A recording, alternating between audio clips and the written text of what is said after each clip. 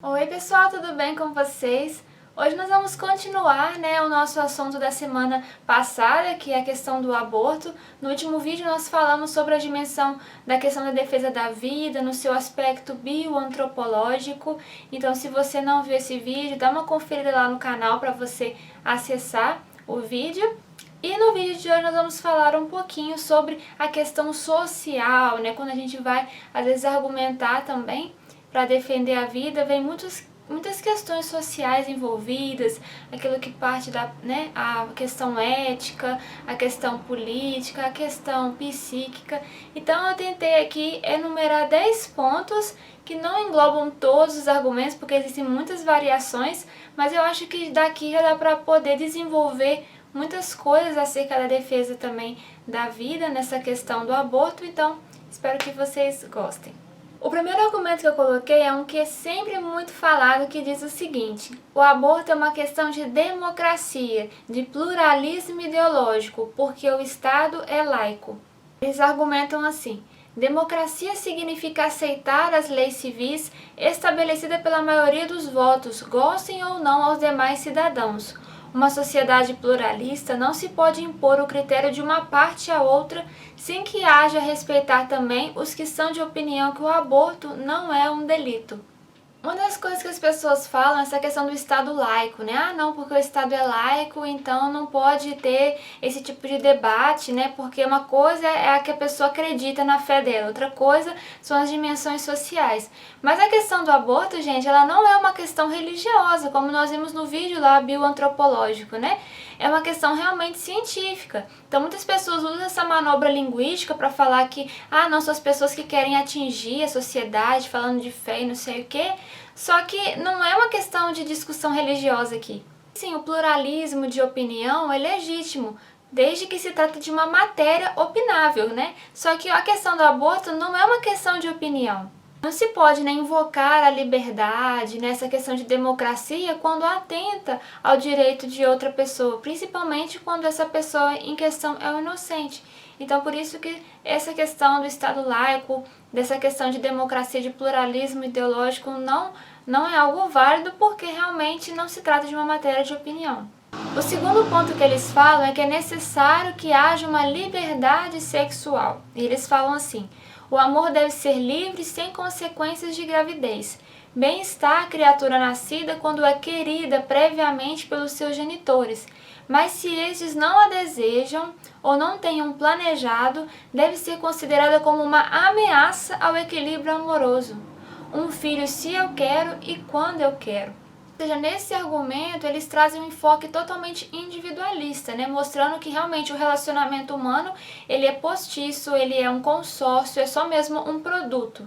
Esse enfoque individualista ele traz como a paternidade um entrave para a liberdade. Muitos falam também nesse sentido, que como a mulher é que vai ali ter o bebê, vai gerar por 9 meses e tudo, para ter essa liberdade sexual, essa igualdade também perante ao homem de ser livre sexualmente, então convém que ela também possa abortar para que ela possa ter essa paridade com o homem. É interessante nós constatarmos também que o maior índice de abortos, eles não vêm por casos extraordinários, como a dimensão do estupro, que nós vamos falar daqui a pouco, ou sobre outras realidades, mas é justamente por uma desavença entre o casal.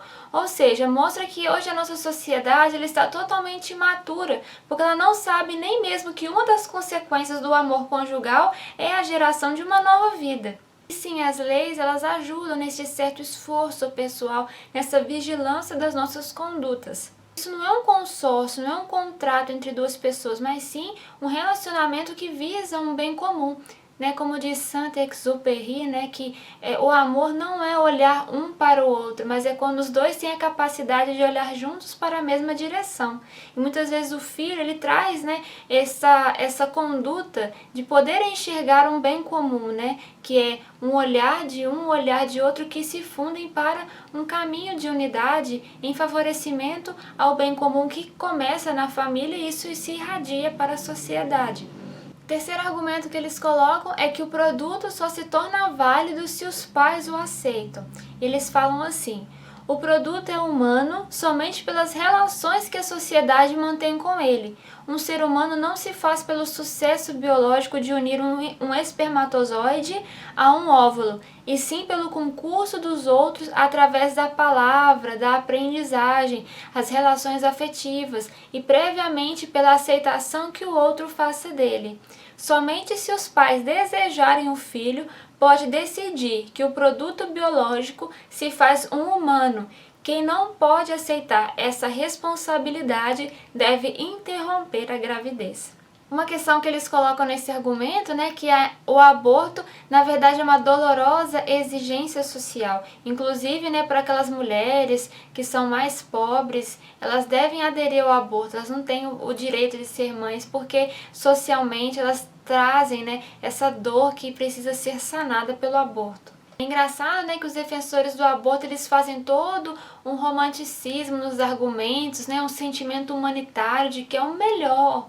Eles não estão fazendo algo ruim, eles estão assim pensando no melhor para todos. Que realmente a pessoa ela só vai ser humana quando ela está ali em coletividade, né? Quando ela está no conjunto das relações sociais. O homem ele só tem direitos na comunidade. Mas o direito à vida, ele é antecedente aos juízos que a sociedade pode conferir a ele. Se não for assim, a gente facilmente cai no racismo, na discriminação, no nazismo, no fascismo, no comunismo. Por exemplo, por mais reduzidos que sejam às vezes a participação de um ancião na sociedade, ele não deixa de ser um ser humano, ter a sua dignidade, porque ele já não está ali mais contribuindo numa coletividade como uma pessoa mais jovem, ao mesmo tempo que o embrião, que ainda não está participando ativamente da sociedade, ele não quer dizer que ele não tem ali a dignidade dele, a dignidade humana. 4. O cristianismo comprometido e progressista o compreende e o aceita. Então, se você, meu amigo, é contra o aborto, você é um retrógrado. E eles falam assim: as leis têm proibido até agora o aborto a causa de uma inadmissível intromissão clerical dos cristãos retrógrados em assuntos civis e políticos. Mas o Estado laico não pode permitir que as crenças religiosas de uma parte da coletividade sejam instituídas como regra geral. O Estado tem que organizar as liberdades e definir os direitos e os deveres sem exigir um diretor de consciências. Então, se você é católico e você fala contra o aborto, você é taxado de intolerante, de medieval, de retrógrado, obscurantista, clerical. O pessoal vai jogar tudo em cima de você. Aí vem aquele carinha lá, né, todo progressista lá na igreja e fala assim: olha, eu também sou contra o aborto. Eu nunca faria pelas minhas convicções morais, eu também reprovo. Mas todo mundo tem liberdade para fazer se quiser. Gente, a liberdade, ela não termina quando começa do outro, né? Mas a liberdade, ela começa quando começa do outro, né? Sem que seja atingida nessas esferas pessoais. É um dos argumentos mais hipócritas, né, que existe, né? Porque a gente pode falar assim: ah, não, você pode viver, mas se te faltar alguma estrutura, se você não for bem-vindo, eu simplesmente te mato. Por isso cabe a nós, gente, fazer realmente essa vigilância, exigir realmente que o Estado possa promover a estrutura. Principalmente que não fracasse a realização do homem para que ele possa desenvolver e ser aquilo que ele é. 5. Legalizar o aborto não é aprová-lo moralmente. Legalizar o aborto não significa dizer que é bom, mas colocar algumas condições jurídicas a um fato já existente e evitar as práticas clandestinas. A lei civil não está carregada de indicações éticas, sim que deve manter um nível sociológico, dando remédio empírico para uma situação. Então, neste argumento aqui, eles não estão interessados que na gravidez existe ali um ser humano em si, mas somente que existe um fato, existem abortos, eles acontecem e nós precisamos resolver essa situação. Situação essa que coloca em perigo a mulher, né? A saúde da mulher. Então aqui a situação não é entre o aborto e o não aborto, mas entre um aborto indiscriminado e um aborto que seja ali orientado. Ou seja, a lei civil não tem o porquê coincidir com a lei moral. A lei do aborto é simplesmente não querer promover abortos, mas regular a sua prática sanitária, né? Aquela questão da saúde pública. O que responder a este argumento, né? Como se a lei, então, ela fosse um atributo neutro entre o bem e o mal na comunidade civil. A legalização do aborto, ela arrasta essa culpabilidade e, por conseguinte, né, a trivialização do aborto. Então, gente, não existe alternativa entre aborto controlado e aborto indiscriminado. A única saída eficaz é realmente investir na proteção do inocente, estimular a criação de condições preventivas do que as repressivas. A solução não é aceitar a situação, mas é rechaçá-la porque é desumana. Ou seja, os abortistas, eles confundem a realidade com uma situação de fato. A realidade em mudança é este ser profundo do homem, né, que favoreça o seu desenvolvimento. A situação de fato, ela é a opressão do homem, por exemplo. E a lei, ela está justamente não para favorecer uma situação de fato, mas para recorrer ao desenvolvimento do homem. Que o homem alcance aquilo que ele é em potencialidade, né? Nós não podemos esquecer também, gente, que o direito, ele atua como uma normalização de condutas. Então, descriminalizar o aborto não é somente aceitá-lo. A descriminalização do aborto, ele tem um efeito expansivo. Se a norma jurídica contempla como normal, o cidadão acaba então considerando socialmente como normal. E aí você acha que não vai aumentar o número de abortos? A lei, ela tem uma função de exemplaridade social, porque ela é primariamente mestra e pedagoga de vida reta. Secundariamente, né, de correção dos desvios sociais. Por exemplo, um patrão que foi injusto com o subordinado, ele deve ser punido para que exemplarmente seja conferido ali o valor de justiça. Se o primeiro direito humano, que é o direito à vida, ele fica violado, em virtude de qual autoridade poderão ser defendidos os outros direitos? Em virtude de que princípio poderá se justificar, né, a proibição às drogas, ao alcoolismo, ao estuprador? Em nome de que autoridade poderá guardar os anciãos da eutanásia? Você tira o primeiro direito, não se dispõe de medidas sociais para governar uma vida social inteira. Sexto argumento. É injusto que só se possam abortar os ricos. O aborto é fato comprovado que só podem realizar aquelas pessoas dotadas de recursos econômicos para acudir a uma segurança clínica no estrangeiro. As pobres se arriscam na clandestinidade. Portanto, é necessária uma legislação que faça possível o aborto a todos os setores sociais, sem que exista discriminação. O argumento, né, também é a mesma coisa de falar então para o Estado, então faça com que os pobres possam ter acesso a todos os tipos de droga, porque é injusto que só os ricos tenham acesso. O aborto permitido, né, gente, ele não vai nivelar ali as diferenças econômicas, só vai estender o mal. O que se deve pretender não é facilitar a ação, mas realmente dar o suporte para a mãe, para que ela não seja vítima da sua debilidade, seja ela pobre, seja ela rica, qualquer tipo de mãe. É necessário realmente que as mães, que a sociedade, elas possam ser muito bem orientadas para a paternidade responsável, explicação exata das realidades profundas do amor, proteção à maternidade em todas as suas etapas, aumento de subsídio ao nascimento. E para os pobres o Estado deve o quê? Elevar o nível de condição deles, né? E não falar que a solução para o pobre é que ele possa matar os seus filhos. Sétimo argumento. Não se deve nascer para a fome e para a miséria. O aborto constitui um meio de controle demográfico em todos os países, especialmente nos subdesenvolvidos, que carecem de subsistências para alimentar toda a população. Ou seja, existe também socialmente uma realidade que se chama revolução sanitária, e que o núcleo central ele é visando o aborto. Existem muitos organismos privados que investem nisso, né, como a questão da Associação Rockefeller. Ou seja, que o desenvolvimento demográfico mundial deve ser detido para poder controlar, né, os índices de miséria, de fome, de escassez mundial. E é um grave equívoco, porque na verdade só está empurrando para um suicídio social, que existem países mesmo que já estão aí no seu índice de envelhecimento populacional. Daqui a pouco vão ter mais professores, né, do que crianças, porque não existe mais um crescimento demográfico. Mas a solução desse problema não é, gente, dizimando a população, mas fazendo realmente a repartição mais equitativa dos bens. Os agricultores do mundo podem alimentar 40 vezes mais a população que nós temos hoje. Só um povo com uma natalidade forte pode ter fé no futuro. Ou seja, os governantes, eles têm que dar não somente os meios para viver, mas também as razões para viver. Ou seja, sem ideais vitais, com apoio legal correspondente, que sejam capazes de excitar um grande projeto coletivo, será impossível frear o aborto. Oitavo argumento: há que evitar o sofrimento que provocam os filhos com má formação genética. Existem malformações genéticas detectáveis mediante técnicas atuais de diagnóstico precoce que são devidas a taxas hereditárias, alimentos tóxicos, radiações, e o modo de evitar será não permitir que a criatura que nasceria deformada seja fonte de sofrimentos para os demais e para ela mesma. Há neste fundo deste argumento esse sentimento de piedade, né? Então eu te pergunto assim: você permitiria um aborto a uma mulher tuberculosa e exausta, casada com um homem alcoólatra e brutal? Um feto possível a inúmeras perturbações psicológicas, malformações genéticas, defeitos congênitos insuperáveis, perturbações emocionais? Se a sua resposta foi sim, você acabou de matar Beethoven.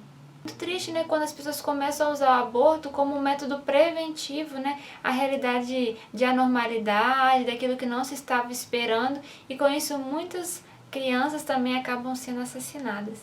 9. O aborto é válido em casos de estupro. O aborto é permitido em consequência de estupro. Se trata de uma criatura concebida em circunstância não normal, sendo sua mãe quase sempre uma mulher indefesa, que ficaria marcada pelo horror e a vergonha da sociedade. Gente, lembrando sempre que o estupro ele não faz mudar substancialmente a situação. A pessoa que mais, sim, é inocente, que menos tem culpa na história é a criança. Qualquer pretensão de argumento se esvai diante do que está em jogo, a vida de um inocente. O direito à vida é o primeiro que condiciona todos os demais. A vida é um bem tão fundamental que ele não pode ser colocado na balança com outros valores. Então, sim, a lei ela tem que proteger a vida humana desde que ela começa e tem que reformar as condições de vida dos ambientes menos favorecidos, ajudar as famílias e as mães solteiras, ordenar o sistema de adoção, para que as mães que não querem assumir aquele filho possam se entregá-lo ao cuidado de uma família que vai ter todo o carinho, todo o amor para gerar aquele bebê. A função mais positiva da lei nesse sentido é em dar uma oportunidade à mãe, um local seguro, para que ela possa se entregar ao seu filho, para que ele possa crescer com dignidade. E o último argumento, gente, é a questão da proteção da mulher, da saúde da mulher, né? Que muito se fala nos aspectos sociais e realmente sim, nós temos que cuidar dessas mães, dessas mulheres que estão ali passando por uma dificuldade, precisam ser ajudadas psicologicamente, na sua saúde, em todos os aspectos. Mas o que de fato é realmente proteção à mulher? O que de fato é garantir a saúde da mulher? E, gente, existem muitas estatísticas, muitos estudos que dizem que realmente o trauma de um aborto, ele deixa consequências irreversíveis, muitas vezes, na mulher. Isso não é promover a sua saúde, isso não é fazer com que ela seja protegida. Existem realmente perturbações profundas no campo psicológico, podendo gerar depressão, maior tendência em adquirir câncer de mama, problemas na integração social, integração familiar, crises de histeria, sentimento de culpa, aqueles flashbacks, né, daquilo que aconteceu, pesadelos, até mesmo ódio aos homens. Começa a usar drogas, começa a ter ansiedade, agressividade, incerteza afetiva. Quando uma mulher ela engravida, ela também coloca em marcha todo um mecanismo de ligação com o filho. Ou seja, ela tem que fazer uma automutilação, eliminar os próprios instintos maternos. É um atentado contra a própria natureza humana. Ela começa então a entrar num caos de consciência muito grande, podendo até gerar esquizofrenia. Ou seja, não é com certeza o melhor método de saúde da mulher e de proteção à sua vida. Então é isso, gente, que eu queria trazer para vocês. Espero que possa ter contribuído esses 2 vídeos, né, para poder a gente discutir um pouco mais sobre essas questões do aborto, né, pensar em reflexões, também em alternativas e até mesmo argumentos para quando estivermos aí num debate, para ouvir de tudo, nós saibamos aí como que é mais ou menos o mapeamento dos argumentos dos nossos adversários também, porque precisamos entender também o que eles falam para a gente poder ter essas armas de argumentação. Eu concluo com 2 frases. A primeira é do Peter Crefeld, não sei se é assim que pronuncia, mas eu vi lá no site do Padre Paulo Ricardo e achei bastante forte, que fala assim: o aborto é a paródia demoníaca da Eucaristia, por isso usam as mesmas palavras sagradas. Este é o meu corpo, com o blasfemo sentido contrário. A segunda é de Santa Teresa de Calcutá, que fala assim: a pior calamidade para a humanidade não é a guerra ou o terremoto, é viver sem Deus. Quando Deus não existe, se admite tudo. Se a lei permite o aborto e a eutanásia, não nos surpreende que se promova a guerra. Se você gostou, se inscreva no canal para você acompanhar os nossos estudos, curta a nossa página do Face e também divulgue esse vídeo para os seus amigos, para que mais pessoas possam então conhecer a verdade e a verdade nos libertará, tá bom, gente? Um grande beijo para vocês, graça e paz.